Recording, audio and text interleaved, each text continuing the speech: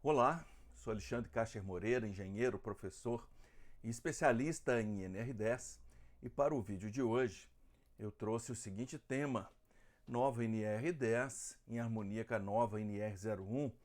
Na parte 3, nós já estamos no terceiro vídeo da série desse assunto, e os assuntos específicos desse vídeo são as medidas administrativas e de organização. Vamos lá, né? Nós vimos que a NR10 coloca exigências ao empregador, né? NR01, perdão, NR01, né? Que está lá no item 141, medidas de prevenção, implementar medidas de prevenção, e cita as prioridades das medidas: eliminação do fator de risco, adoção de medidas de proteção coletiva, minimização dos riscos com adoção de medidas administrativas e de organização, e finalmente as medidas de proteção individual, né? No vídeo parte 1, nós vimos as medidas de prevenção e também a eliminação do fator de risco. No vídeo parte 2, nós vimos as adoções das medidas de proteção coletiva dentro do âmbito da NR10, portanto, dentro dos assuntos elétricos. O que a nova NR10 está trazendo, detalhando essas exigências colocadas pela NR01. E claro, no vídeo de hoje, parte 3, nós vamos ver a terceira prioridade aí, que é o quê? As medidas administrativas e de organização do trabalho. Então vamos lá, né? A nova NR10, define as medidas administrativas e de organização em seus títulos 10.6, 10.7, 10.8 e 10.9. Estão aí os títulos, desses itens. 6 é medidas administrativas e de organização. E o último item desse título fala que tem que ser tomadas medidas relativa à habilitação, qualificação, capacitação, relativa aos treinamentos, relativa às autorizações dos trabalhadores, assuntos que vêm detalhado nos títulos seguintes, 10.7, 10.8 e 10.9. Então vamos conhecer, um por um das medidas administrativas de organização, e vamos ver se a gente encontra novidade, Está aí no 10.61, antes de iniciar os serviços em eletricidade, realizar uma avaliação prévia e tomar medidas administrativas e de organização. Quer dizer, em todos os serviços em eletricidade, nós temos que olhar, para as medidas administrativas e da organização, que é o assunto que vai ser detalhado logo a seguir nesse título, Então veja bem, não é uma questão, ela não é a primeira hierarquia, prioridade, do ponto de vista de garantir segurança, mas ela é importante e não é dispensável, tanto é que em todos os serviços, antes de qualquer serviço, a gente tem que atentar para estas recomendações, que são as medidas administrativas e de organização. Eu gosto de dizer que aqui está o conjunto de ações que a organização, que a empresa, tem de providenciar, antes do nosso técnico, do nosso eletricista ir para campo. Quer dizer, são os assuntos que o técnico eletricista não vai levar na bagagem, na mala de ferramentas, porque são assuntos de ordem que têm de ser providenciados, claro, pela empresa, pela instituição, antes dos trabalhos em campo. Então vamos conhecê-los. O 10.62 fala dos esquemas, ou diagramas unifilares atualizados. Tem que ser mantido, organizado e mantido.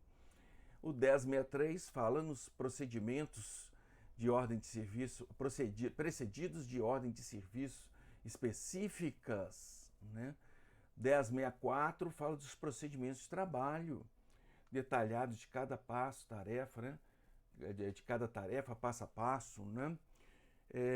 Veja só, não existe trabalho em eletricidade sem uma ordem de serviço emitido por um profissional autorizado dentro da instituição. Então, quem vai mexer na instalação elétrica não é o eletricista, é a firma, é a instituição, e com aval da hierarquia superior que vai ser comandada essa intervenção.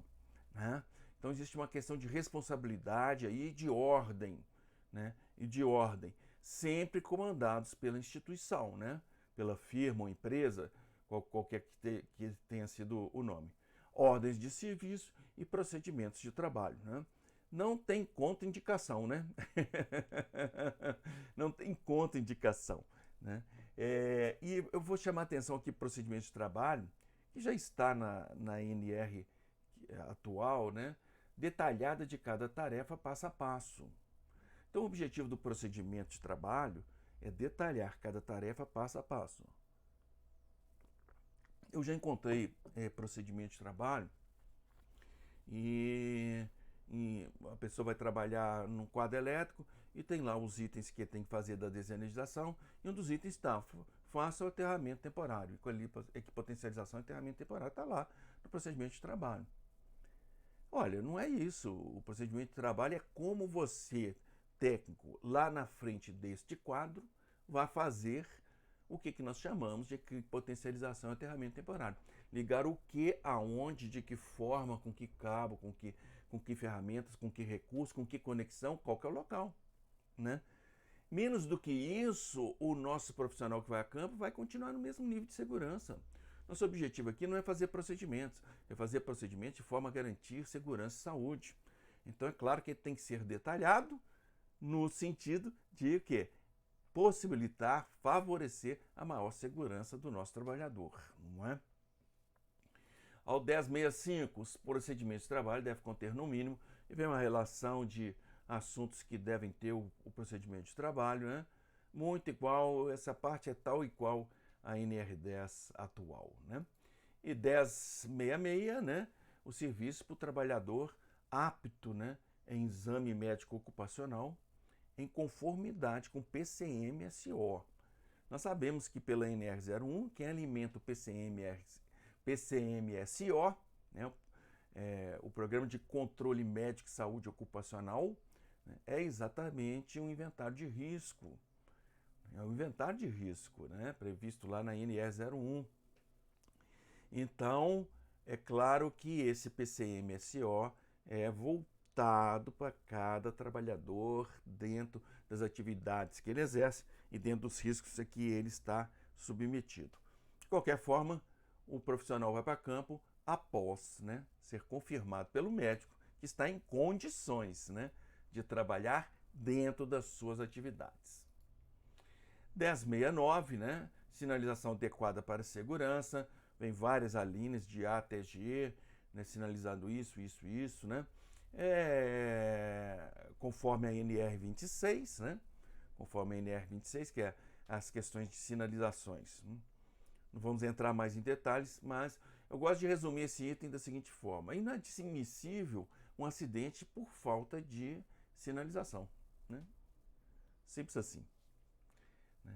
10.610, vedado o uso de adorno pessoal. 10.611, trabalhador deve interromper, né, as atividades quando o risco não previsto, com impossibilidade de controle, né? O direito de recusa, que é um item da Organização Internacional do Trabalho, né?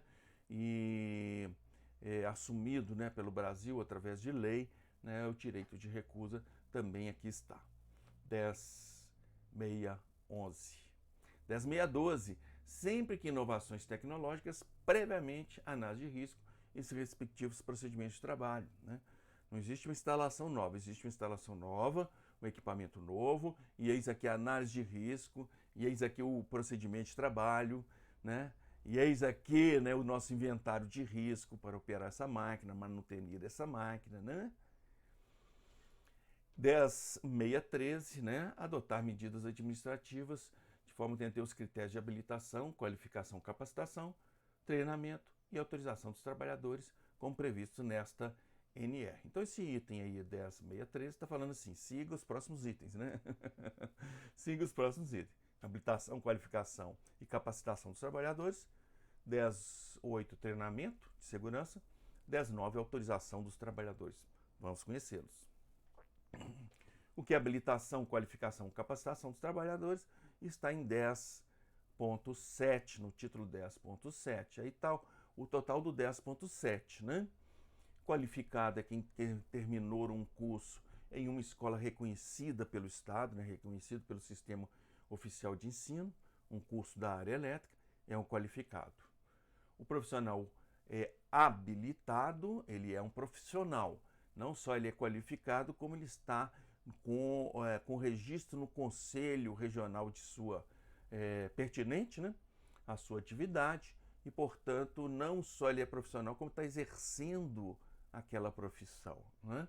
Responde legalmente, né, pelos assuntos que faz ou deixa de fazer dentro do âmbito da engenharia, dentro do âmbito ao trabalho, né, para o qual foi habilitado, né? E o trabalhador capacitado é aquele que não tem curso, mas nós vamos usar assim mesmo, né? Nós vamos treinar, né? Então, receba capacitação de habilitado, autorizado, comprove um estágio prático, né? E trabalhe sob responsabilidade de habilitado e autorizado, né?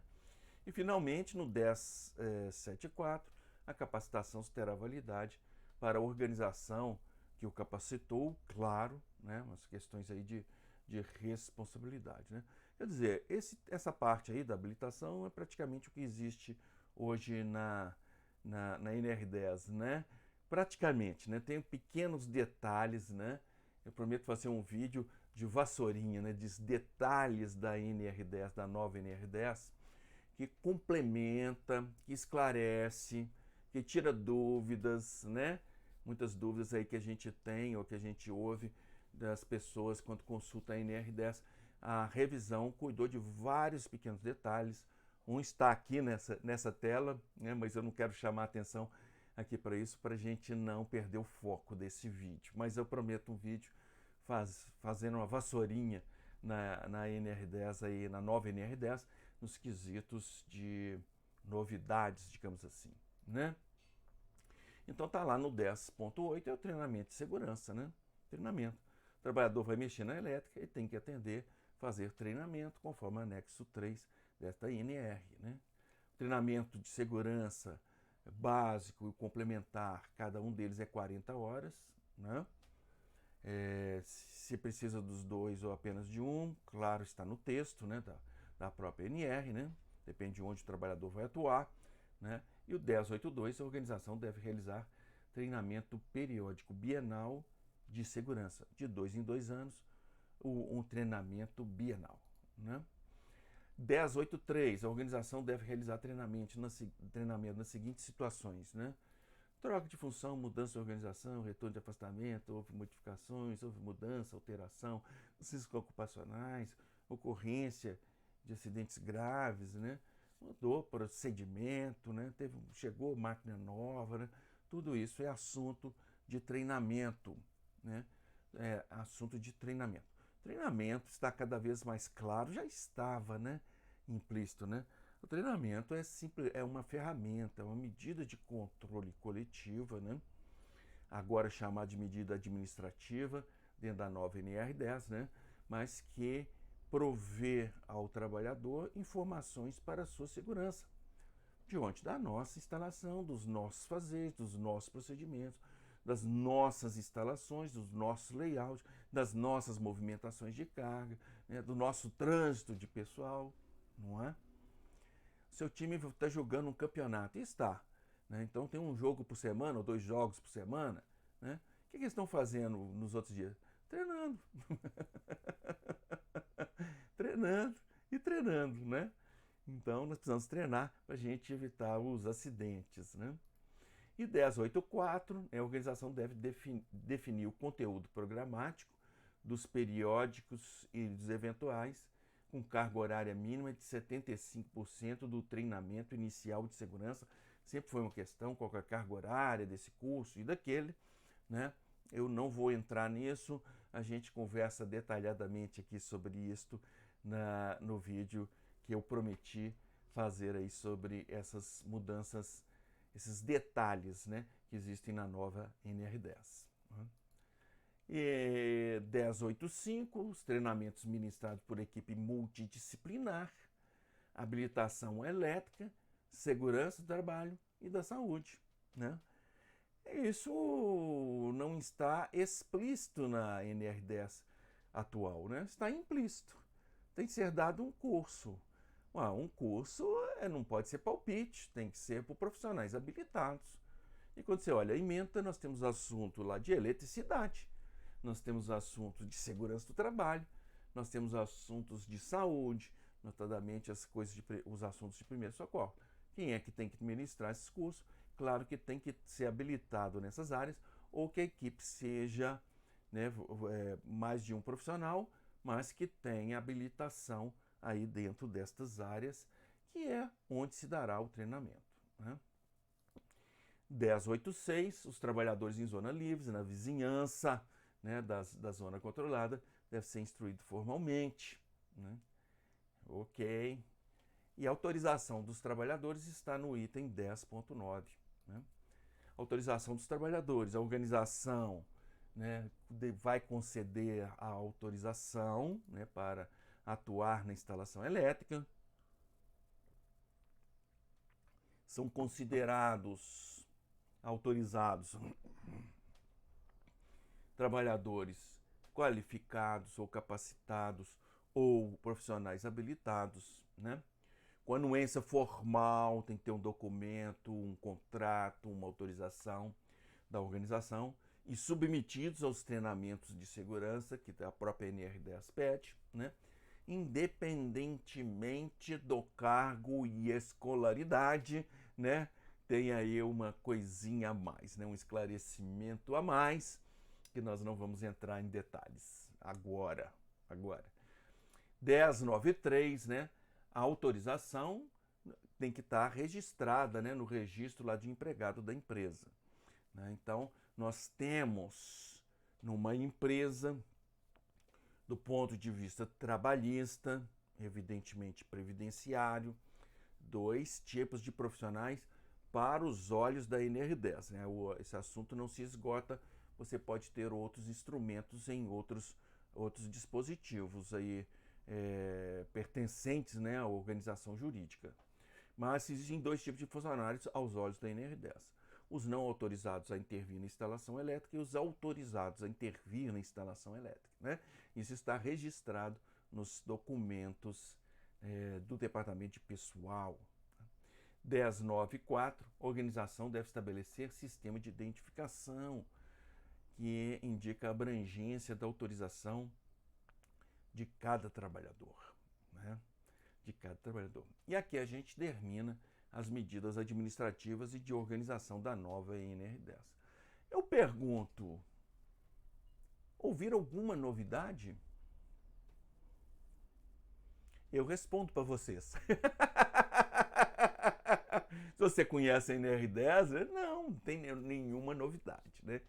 Todos os itens tratados na nova NR10, no título de medidas administrativas e de organização, existe na NR10, digamos, atual, né?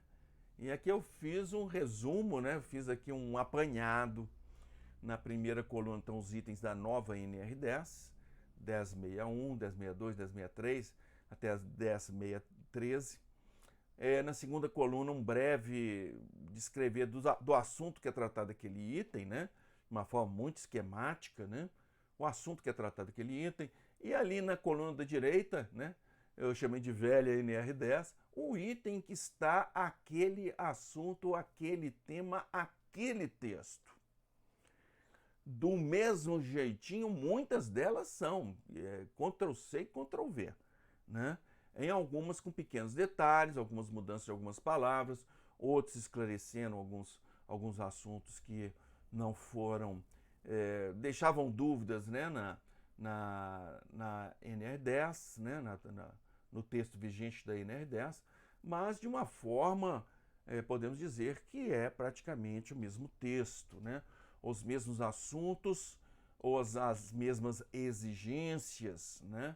Aqui eu prossigo no 10.7, no 10.8 e no 10.9, o mesmo esquema, né? À esquerda o item da nova NR10, no meio aí o assunto, né? O assunto que é tratado no item, e à direita nós temos o item da NR10 vigente, ainda vigente, né? que trata desse assunto, né? Que trata desse assunto e torna a repetir, né? Torna a repetir de uma forma muito sintonizada com os assuntos que estão na atual NR10 para a nova NR10, né? Então veja o que nós vimos aqui. Nós já tínhamos visto medidas de prevenção e eliminação dos fatores de risco no vídeo parte 1. Nós já tínhamos visto as medidas de proteção coletivas no vídeo parte 2. E agora, nesse vídeo parte 3, nós acabamos de ver as medidas administrativas e de organização do trabalho, né? Teremos um novo vídeo sobre as medidas de proteção individual, para ver se a gente tem alguma novidade, né? Até aqui, né, veja se concorda comigo, até aqui, né, todas essas medidas, as medidas de prevenção, a eliminação do fator de risco, as medidas de proteção coletiva, as medidas administrativas de organização, até aqui nós não tivemos nenhuma novidade, né? Nós tivemos uma reorganização do texto, uma estrutura diferente do texto, uma orientação coletiva de assuntos, separações de assuntos, alguns assuntos mais claros, vamos dizer, uma organização que facilita a leitura, não é? E como deve ser a medida de proteção individual, vou dar spoiler, né? Vou dar spoiler também, do mesmo jeito, né? Então, mas isso a gente vê em outra oportunidade, em outro vídeo, né? E o que eu preparei para hoje é isso, e eu agradeço aí a sua atenção e até o próximo vídeo. Obrigado.